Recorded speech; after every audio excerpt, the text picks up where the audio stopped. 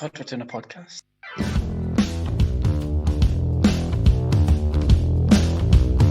What is it now, Karen? Episode 1. Hi. Hi, Joseph. Hi, Beth. How you doing? Thanks for joining me on the What Is It Now, Karen podcast, episode welcome. 1. If you're listening to this, listener, then we managed to salvage something together to create a podcast. Podcast 1. So the idea for What Is It Now, Karen literally came to me in a dream. What? I was in bed and I just thought to myself, like, what is it now, Karen? And that name just, because everyone has Karens on their own personal Facebook. You might know a Karen. Well, what is a Karen, Beth? You could be a Karen. You could have Karen tendencies. But what is a Karen? A Karen. Shall we get the definition of a Karen? Let's do that. So, well, I think it relates to, does it relate to a very specific subset of kind of middle-aged white women that is, like hysterical either on Twitter or Facebook and I mean hysterical as in they're up to high door about something, not like funny. I would say you can be a Karen. I think to me a Karen is a concept. You don't need to be necessarily a woman to be a Karen. Oh, that's true, I guess. So I would say, for example, my urge to complain to managers in restaurants would be more of a Karenism. Your inner Karen kind of jumping out. That's my inner Karen, yeah, I have to suppress it. Well, I've got the Urban Dictionary definition of Karen here. Okay, if you'd like to hear it. Mm-hmm.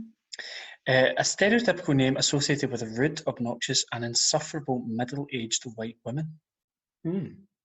A descendant from the soccer mom. Okay. Some other descriptors here include short temper, a crown bowl haircut, an unnecessarily large SUV.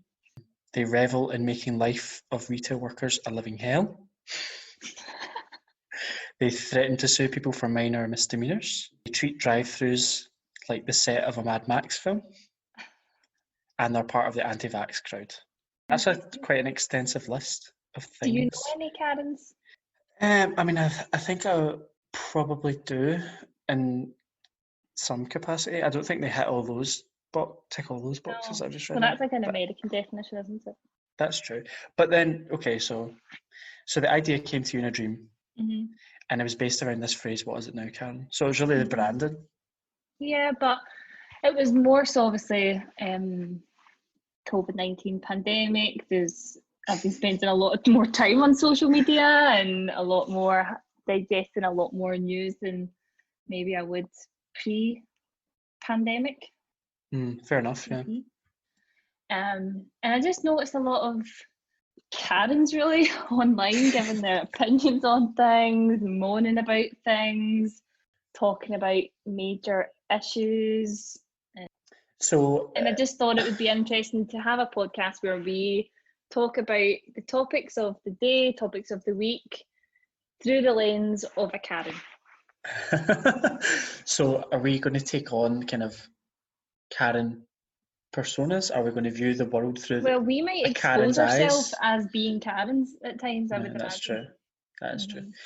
So the kind of rough format's going to be that we have each have an example of a Karen, don't we? Yeah. And we'll be able to discuss that and its kind of wider issues. And then we'll have a sort of Karen of the week. We'll decide between ourselves who wins it. We're going to be discussing, I think, all topics because Karens don't hold back in what they talk about either. You know, they can't have an opinion on everything, so we'll be talking about everything and anything. Well said. Do you think the term Karen's misogynistic? Probably, yeah. You're making me not want to do this podcast. I don't know. Do you think it is? I think it can probably come across that way. What's the male equivalent of a Karen? Like a gammon? Well, to me... Like, is Piers Morgan a Karen? Yeah. Because he gets called like a gammon and stuff on Twitter, doesn't he? What's a gammon? Like a gammon, like an old, like, red-faced, angry, middle-aged white man. Oh, I've never heard of that. Have you not? Oh my God, no. What is it now, gammon? What is it now, gammon stroke Karen? Oh, I didn't. Oh, I kind of have. Now you've mentioned it, I kind of have, but I didn't really know what it was. So a gammon. Mm-hmm. So A a gammon. Karen is the male version of a gammon. No, a Karen is a female version of a gammon, and Yeah. vice versa. Okay. So, okay. When I So think of Karen, though, that's... I just think of a general, more of a person. You can any gender. Karen to me is gender neutral. Okay, so maybe it's a response that people have. It's a belief system, maybe. A concept, as you said, right? Okay. Yeah. Let's define it as a concept. A short-tempered, selfish concept. Yeah. Okay. So, introduction over. well, we haven't really introduced ourselves, have we? So, okay. I mean, most of the people who listen to this are going to know us anyway, let's be honest. But Hi, Granny. Hey, Mom. So, Bethany, you and me are friends who met at high school, and we've been friends ever since. We're now 24, approaching 25, which is quite scary, isn't it? Are you ready to be like mid-20s instead of early 20s? I'm currently looking at redecorating my bathroom, so I have a These are all very spreadsheet adult things. of different toilets that I like. Oh my God. I don't have an opinion on toilet seats up until this point, so but it's really boring. I used to love the program Changing Rooms, and I kind of thought doing my bathroom would be like that, but it's not. Is So that the maybe emphasis? I'm not ready. Is that the emphasis for that program though? Changing rooms, because that makes it sound like a changing room at a baths. Oh But no, it's did not you the never watch Changing Rooms? It was just Yeah, like but it was just like a home decor program. would it not be pronounced changing rooms? Because you're changing your room. Changing Rooms? Aye, like at the swimming, changing rooms or changing rooms. You're saying it's the same. I'm not. Anyway, let's Changing move on. Yes, it's not like Grand Designs or any sort of what's the one they have the RV in America? Like 24 Oh, and hours, they're like, and it's kind of move disadvantage. that truck. I don't know what it's called, but like DIY SOS or something. Was Handy Andy Changing Rooms? Handy Andy. Who's that? He was on one of the decoration program, home improvements programs. I don't know who that is. Anyway, so maybe I'm not, because I find a lot of the stuff really boring. All right, okay. I think I'm definitely dreading it, but who knows? I feel like every day we get a step closer to being, white and middle-aged, which is what a Karen is. So yeah, we could turn out that way too. Yeah. Shall we talk about our first Karen? Yeah.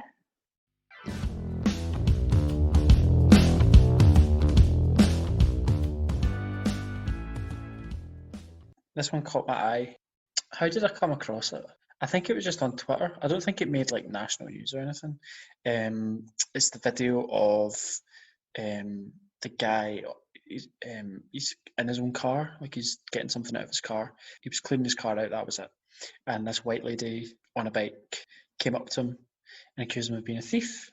And he'd lived in this street or in this area for like 10, 12 years or something like that. I think it was down in Bristol, down in England.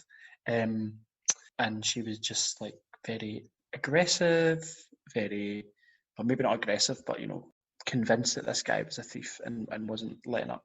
And she wasn't shy in withholding her views. No, and he is a person of colour. So I guess you have to wonder, would she have done that if it was a white guy cleaning his passenger seat on the street? I think it's got like 3 million views on. Yeah, I did see that on Twitter. I guess this is always hard because her response is always going to be, I would have done it if he was white or black or young, old. That's going to be her response. So unless, do you take her word for it? I don't. I guess that's the crux of the podcast, Bethany. Yeah. Do you take her word for it? I'm not sure. You don't know this. This is always the problem with kind of trial by social media, isn't it? Yeah. But I guess even if it's unconscious bias, do you then, is she to blame for that? Like, is it intrinsic? She might not. Intrinsic Yeah, because there's that kind of thing of like, I'm not racist, I have black friends. That kind of, you might not see colour, but unconsciously and subconsciously you're promoting stereotypes and. Yeah, I think it's a case of like, Well, because we should say we're both white. Oh yeah, God, yeah. Disclaimer, both white. And we both grew up in an area, quite a small town outside Glasgow, where in the school we went to, was there one mixed race family? Yeah, I think so. Not many. I think there might be a few more families now, but at the time we went to school, there was one mixed race family. The school was predominantly white. Yep. Vast majority. Yeah, so our opinions coming from, we lived and grew up in an area where the people who lived near us and we went to school with and we worked with looked like us. So that's the kind of perspective I guess we're coming from. Yeah, but then like you say that, but then if I was walking down the street and I saw like somebody who wasn't white like cleaning their car out, I wouldn't be compelled to stop my cycle and accuse them of being a thief and tell them to like clear off or whatever. Do you know what I mean? No. Like, so you were saying like, or maybe it's an unconscious bias. Does that come down to education? Yeah. I think a lot of it's ignorance. I think a lot of it is what you're brought up to believe, and the values and the belief systems in your family and in your kind of social bubbles at school, at work, at home. But what I'm saying is that women still had to make the conscious decision to stop what she was doing, get off her bike, walk over and say, you know, you're stealing that car, or you're stealing things from that car. I think she did come back. I think there was a second video, and I think she did come back. Yeah, so that's the only sort of saving grace for me is that she came back and apologised. But is she only apologising because he was filming it, or? Exactly. So then she tried to just kind of cover her own skin and say. But then also, you know, you can't. Well, I mean, you're fully entitled to reject an apology, but you know, I guess that also speaks to something if somebody's willing to come back and apologise. Yeah. But like that, when you're talking about accepting an apology, we would never be accused of stealing something or be accused of doing anything because we're white. So I guess I have never experienced that anger and that anguish and that kind of embarrassment. So I don't know how I would react in that situation. So yeah, he's the guy in question, you know, is under absolutely no obligation to accept an apology.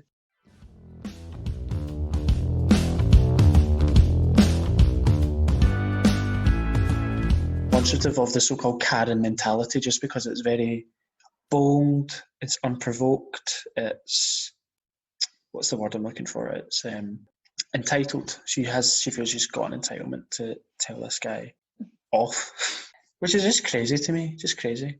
What do you think? With that, I'm guessing obviously we're talking about we went to a school and we lived in an area where there was no diversity or very limited diversity. Yeah, essentially. But we kind of grew up in a world with access to internet. We both went to university. Does that give us an advantage over this Karen who perhaps grew up in a similar town to us and has maybe not had the same fortune as we have? I'm conscious that I don't want to sound like I'm defending her. I'm just playing devil's advocate. But yeah, exactly, devil's advocate. That's what I was going to say. But then, by that token, if so, you're saying like, is it, you know, does that bring kind of class and things into it? If we say that, you know, people from working class backgrounds are less likely to go to uni, so they're more likely to be prejudiced. Is that fair to say? I'm not sure that it is. But does it give an explanation, rather than that sort of it being an excuse, but does it maybe give a more of an explanation and an understanding? Maybe, but I guess we don't know what this woman's background is, do we? No, it's all speculation. It's all speculation. It's really tricky having like two white people talk about racism. Yeah, all we can do is, you know, with everything that's gone on recently, with, you know, BLM movement, and even, you know, yesterday, 2 days ago, was another black man shot dead in America by the police. Things are really coming to the fore now. Things will hopefully change for the better.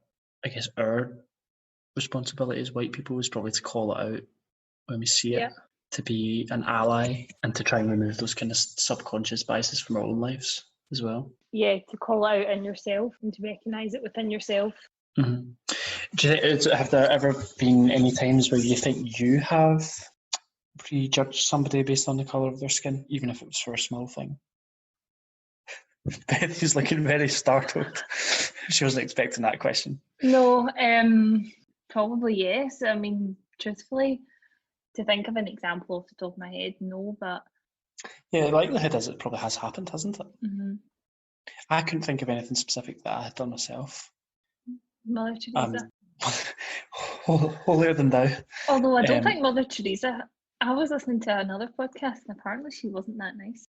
Yeah, apparently, I think she had some kind Don't know if she was racist, but I think she wasn't particularly pleasant.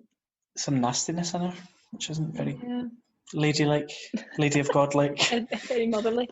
I mean, I think I'm a fairly polite, courteous person anyway, so I don't think I've ever. I guess for me, it's just more my ignorance, because I don't have a conscious bias against race, that I kind of find it difficult to understand people that do and understand.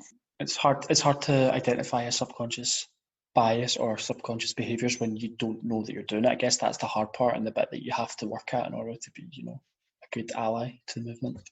Yeah. Well, that was a very intense first topic. I know, God, opening with a screamer. Yeah. I mean, we've just scratched the surface, haven't we? I mean, yeah. You could talk about these things forever and ever and ever.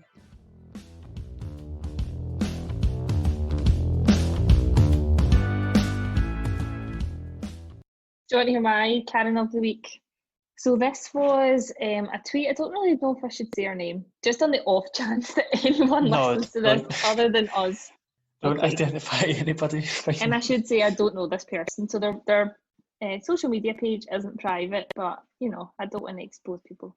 Rookie mistake. So this was it's Lorraine. I'll say it's Lorraine. So Lorraine was watching Loose Women. They were talking about Lorraine Kelly? Oh no, she's just called Lorraine. I don't want to say her surname. Not Lorraine Kelly. National treasure. She's actually an actor. Do you know that Lorraine Kelly proved? Oh yeah, that so she can pay less tax. Lorraine Kelly. So it's like Lorraine Kelly as Lorraine Kelly. Do you know what I mean? Like, yeah. This is a performance. But why would actors pay less tax than presenters? I don't know how that even. It's because it's like I don't know. It's something to do with like she's a creative artist or something like that. She's not a right. Anyway, she's a tax dodger. Yeah. Am I allowed to say that? We get libel. Well, what one's libel? What one's slander? I don't know. One's written, one's spoken. Anyway, both. Do me for both, Lorraine. I don't care. Well, in saying that, Lorraine Kelly is super nice and friendly and smiley. Like, could anyone be that nice and smiling and friendly in real life? So it could be. I would maybe believe that it's an act. She was. Oh no, I was going to say she was on my plane once to Portugal, but it wasn't. It was Carol Smiley. Do you remember her? From Changing Rooms. Oh my God! Full circle. Full circle. That's okay. That's slick. That's slick podcasting. Yeah, you're not supposed to say that. I'm sorry. Okay, so Lorraine, not Kelly, just Lorraine, plain old Lorraine. Mm-hmm. So she was clearly watching Loose Women and felt compelled to write in. They were talking about the migrant issue. So I'll read it out. At Loose Women. Fed up of the people in here trying to guilt trip us to feel sorry for migrants coming into this country. Sad things happen all the time, but why should it always be the British made to feel bad? You need to be more subjective on this programme. To me, when I see children on a rubber dinghy, when I see children on a rubber dinghy, I don't really see that as just being sad. I think it's a little bit more than sad. Yeah. I could think of more adjectives, or a better adjective to use than sad. This sounds like somebody who doesn't really have a good vocabulary. No. Yeah, because they need to be more objective. Yeah, that's what I was going to say. It's not. They are being subjective. They need to be more objective, apparently. But I think even objectively, you can say, there's a 6-year-old child clinging on for dear life on the side of a inflatable dinghy in the English Channel as a half-mile long oil tanker goes by. Like that is objectively awful. I don't think there's anything subjective about that. Yeah. Well, I think Lorraine needs to shut up. Shut up, Lorraine. Lorraine called them migrants. Are we calling them migrants or are they asylum seekers? No, we're not calling them migrants. I think we should call them people. I'm a big fan of people. Well, I if you, think people like you have, we kind of we love labels, don't we? But if we were to pick migrant over asylum seeker, no, I wouldn't say that. I think, well, even asylum seeker. well, these people are Asylum seeker is fleeing a war-torn countries. yeah, but I think over the years that well, first of all, migrant is pretty dehumanising and has become stigmatised now because of the way it's covered in this country. Asylum seekers also probably become pretty stigmatised as well. In certain parts of the media and on the centre to right wing of politics in this country.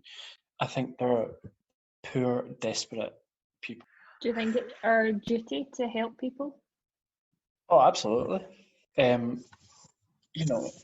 I was really actually horrified watching a lot of news clips, like sitting before work watching like BBC Breakfast, and they've got somebody live on the channel, an English channel, filming on a boat, like over their shoulder, a dinghy full of people trying to get to Dover. I just thought that was absolutely shocking. I'm pretty sure. It's the sort of debate of whether sort of, you're as a journalist, you need to sort of report factually what's happening and. But not when lives are at risk, surely. No, I mean, you'll know better than I. Yeah, so I could imagine. So for the listener, I studied journalism at uni, and I could imagine this would be one of our debates. In terms of responsibilities of journalists, what's the word I'm looking for? Ethics. Mm-hmm. And there's that kind of argument of journalists are there to, report. Do they get involved in history, and is that reshaping history? Or are they just there as sort of vessels, really? But I don't know how anyone, as a human being, could just watch and not help. So to me, there's no really excuse. There's no excuse. So I think, in terms of journalists not getting involved in things, I don't want my media to be getting involved in things and staging events. Do you know what I mean, or antagonising events? But when there are 30 people on a crowded raft, I want to see them helped. I don't want to watch it on my. It's like bait for these kind of rabid, frothing at the mouth ultra nationalists who are like obsessed with the fact that people are trying to flee for their lives into England. It's like bait for them on TV to see, there's another load of them coming over. Yeah, it's been beamed into your living room on your going TV beyond screen. The idea of sort of Karens watching lost women and getting a bit peeved. Nigel Farage sort of made it his weird mission to photograph loads of people going to hotels and filming reception staff at hotels, and it became sort of borderline obsession. I really don't even want to discuss him here. I don't have any time for that person. I think he's what is it now, Karen? Is a Nigel free zone? Free zone. Farage free zone. Okay. He's a. I don't even want to utter the word, but anyway. Okay. So yeah, people fleeing for their lives, reporters filming it, doesn't really sit well with me.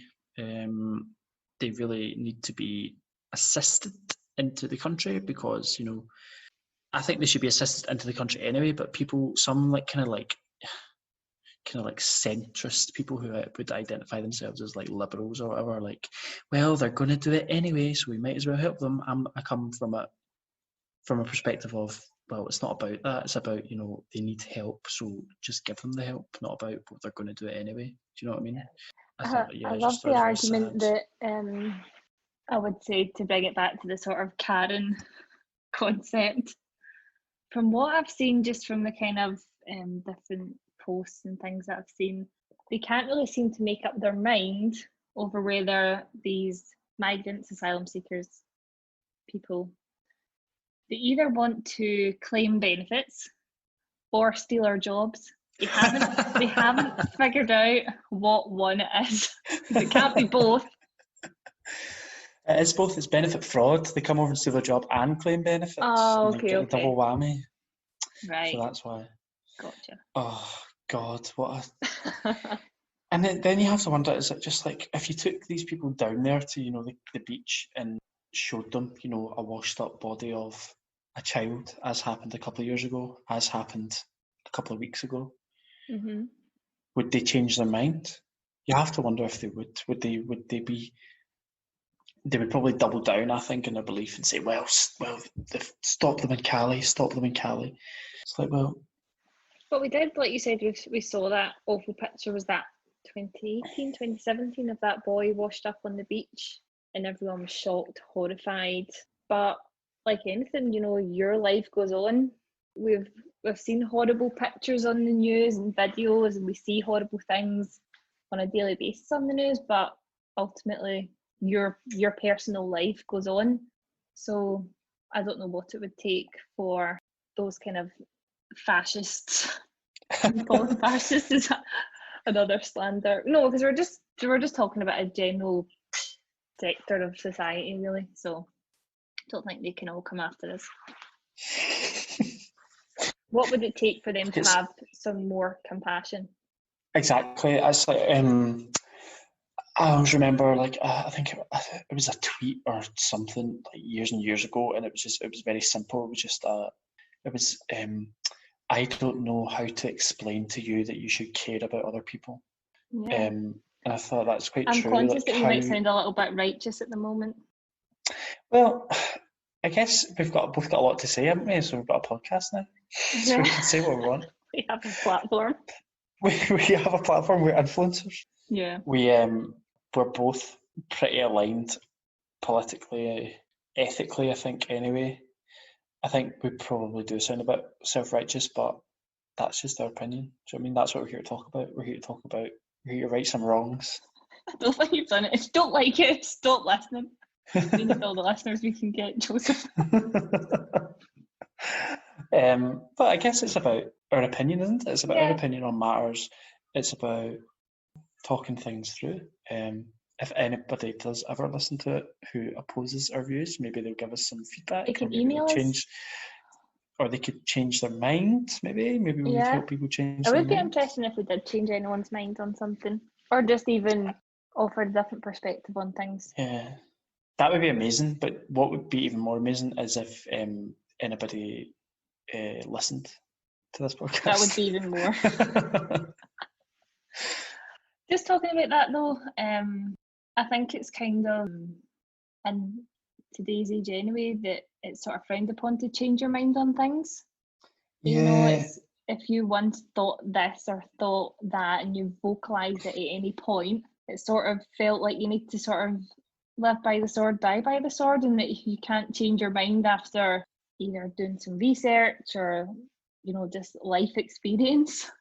I suppose, and do you think that kind of links into like cancel culture and stuff as well? Yeah. Do you know what I mean? Like once you've said one thing, that's you. And I guess maybe you don't want to come across as flaky or, but I think it's okay. And I think it's also okay to not have an opinion on something. Yeah, I think so. It depends, not always, but... Or to not have formed an opinion. Or to say that I don't know enough to not have an opinion. This clearly doesn't apply to us because we're loudmouths. Oh, we're both very opinionated. No, I think I agree with you. I think it's very important to be able to change your mind. I think it can actually be quite a dangerous thing when you see kind of pylons on Twitter and people make mistakes, or sometimes they make mistakes, sometimes that's they're deliberately antagonistic, but if they've made a mistake, they get piled on, they try to apologise, but it's dismissed as kind of empty or whatever. How does that look to other people on the outside? How does that look to people who you might want to kind of convert to your cause of social justice or left-wing politics or that kind of thing? It makes you seem hostile. Yeah. I'm thinking, just in terms of, so Lorraine, who's posting about her annoyance at migrants coming to the country. So she's put that out there. Lorraine, we're talking to you directly. It's okay to change your mind if you want. Yeah, you can change your mind, Lorraine. Because I guess if you're putting a tweet out there, Facebook post, Instagram, whatever you're doing, it's sort of having it out there for black and white for all to see. Do you then stick to your guns and stick to that opinion? Do you double down, or do you? Because it's quite embarrassing, I guess, to say, look, I think I got that wrong. my opinion is now this. Yeah, to kind of climb down from things, yeah, it can. It probably takes a lot, they always say it takes a lot of guts to apologise, generally, but for something like that, absolutely. Out of interest, does Lorraine have a profile picture? She does not. And what about like a Twitter bio? Do they have a Twitter bio? Oh, let's check. Don't read it out in case it's we like don't want identifying. To expose I like the idea that said, sad things happen all the time. They do, Lorraine. I wonder what she's alluding to. Is she alluding to, things in her everyday life? Maybe she's just in a bad mood. Maybe she dropped her bowl of cereal that morning. Maybe she dropped her fried egg and it landed yolk down. That is sad as well. Yeah. Maybe she's struggling. Potentially. Lorraine doesn't have a bio. Does she not? No. So, she can, with a fair degree of anonymity, espouse these things without much of a backlash. Yeah, I guess the tweet had no replies, no engagement, apart from me. Apart from us discussing it for the past 30 minutes. You're relevant, Lorraine, you made it. Yeah, we'll maybe share these posts somehow on the What Is It Now, Karen Instagram and Twitter. And oh my god, hashtag wink. Hashtag wink. What Is It Now, Karen? WIINK. What is it now, Karen? Yeah. So we'll maybe find a way of sharing the posts that we find on Instagram. But like I said, we don't want any sort of pile-on or anything, so we'll keep it anon. You should probably anonymise it. Yeah. Okay, so we've covered both of our topics this week already. That was quite quick. It felt quick. Time flies when you're podcasting. Time flies when you're podcasting, eh? I'd be really interested to listen back to this, I think, and see if we've actually had a coherent thought. 45 minutes, a coherent thought, a coherent sentence in the whole 45 minutes of recording. And that we don't sound like entitled swear words. I think we probably do. We haven't sworn either, which I was really glad, because I wouldn't know how to edit out the beeps. I wouldn't know how to edit in the beeps. I was quite worried that I would swear, but I haven't sworn. So that's good. No. So do we now choose our Karen of the week? Who's it going to? Well, I think Lorraine, maybe. I think I would agree. Or would I agree? I don't know. I just really admire the first one's, balls to get off of her bike and just like walk up to that guy. I think I was really ballsy of her, and that's something, if she could channel that into the right, charity work forum. Yeah, she could, if she was hoping politicians stick out like that. But she does fundraising for stuff, though. She'll have a just given. She'll have a just given. She'll be asking for sponsor money in the office for like her 2K walk. Yeah. I don't know. I feel like that kind of vibe, that kind of like arrogance and kind of entitlement and sense that she can do what she likes, speaks more to somebody who puts that on as a front but then has actually been stealing the hospice charity tins for the last 5 years. Okay. Without, recrimination. No. But Lorraine as well, I liked her matter of fact tone. Sad things happen all the time. Sad things happen. Deal with it. It was almost very like 2002, talk to the hand, move on. She was not receptive at all to, and I mean, I don't really like loose women either, to be honest. I don't think they are. No, well, I think we could even maybe we could probably cover a whole topic on loose women. I did like the way they treated Kim Woodburn that time. I thought that was really nasty. Oh yeah, bullies. The Queen of Clean, bullies. So are we agreed? Is anonymous Lorraine the Karen of the week? Well, I've just found another post that Lorraine has posted, tweet of Lorraine's that I think a tweet that she's tweeted to the post. So, but she pips herself to the post. Yes, this makes Lorraine Karen of the week. I'm getting so fed up of all this over George Floyd and seeing him as some sort of hero, especially in this programme. A programme I used to enjoy, but now it's all fawning and crawling to the right people, in inverted commas. I think the right people are talking about us, Joseph. Hashtag this morning. Hashtag wink. Yeah. So that was a bit of a serious one to end on, but it sounds like she's got previous. Sounds like she's angry at life, really. Sounds like she's angry. Sounds like she's got previous. Sounds like she's got, kind of different opinions on different yet related matters that are, quickly building up a picture of someone who's intolerant. Yeah. But what I would say though is it highlights a kind of issue of like you were talking about loose women there, and this morning they do kind of encourage this sort of feeling in other people, I guess, don't they? When they have these sort of debates over, is it okay to be racist? And they have one saying yes and one saying no. That's exactly what I was about to say. Yeah. Like, you see it on the BBC all the time, and they claim it's like for Is it impartiality. okay to smack your kids? Is it okay to punch your kids in the face? Yes. No. Yeah, it's stupid stuff like this. It's like, is it okay to, eat dog shit? And someone would be like, no, that's ridiculous. Why would you do that? So harmful. And then, they would still have somebody on the other side to be like, well, it's very natural. It's therapeutic. Good it makes bacteria. you feel closer. Makes you feel closer to your dog. So I really hate daytime TV for that aspect. Like, they present the simplest ethical choices as some kind of complex debate when it's just not. They do it quite a lot with like trans rights at the moment, which I really dislike. Yeah. But I mean, that's a whole other topic. That's a whole other podcast. topic. Okay. Covered a hell of a lot of ground tonight. Yeah. So does mine win? Does Lorraine win? Lorraine's the winner. Lorraine. Congrats, I must Lorraine. say. Well done, Lorraine, if you're out there. It's nothing to be proud of. So that really brings us to a close, doesn't it? Yeah, quite a natural ending, really. So what have you got planned for the rest of the week? Bathroom shopping? Bathroom shopping. That's about it.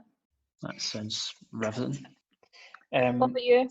No, I'm working all week, so I've got the weekend off though, so that'll be good. Nothing else. Do you want to come bathroom shopping with me? No. Okay. If you were going to IKEA, maybe. I do love IKEA. I hear Dunelm Mill is also very good, but I've never been. Not as good as IKEA. No. IKEA's like a day out. Oh yeah, of course. Dunelm Mill is like how you can pop in and out. Are we allowed to use brand names? Hashtag not sponsored. Guys, this is a sponsored podcast.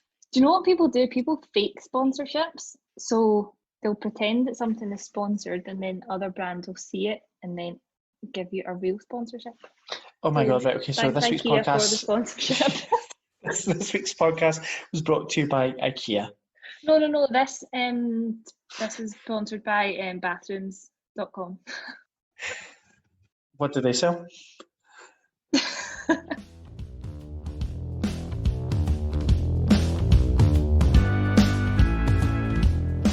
So we've been recording for like 45 minutes. Don't tell them that. They think we're slick with microphones. And oh yeah. Sitting in the same room. Oh yeah, we should say we're on Zoom. The app of the moment. Well, thanks for listening. Yeah, thanks for listening. How do you end the podcast? Thanks for listening. Subscribe. Oh yeah, subscribe, retweet, rate, and leave a comment. Follow us on Instagram. What is it now, Karen? And on Twitter, it's just what is it, Karen? And if you have any ideas or submissions for Karen of the week, or maybe you're the Karen and you want to expose yourself, you want to come clean, or you want to complain about your representation. Yeah, and we can make you anonymous. It's whatisitnowkaren@gmail.com. Well done. Thanks. And scene. Bye. Bye. Oh God, we're doing a podcast.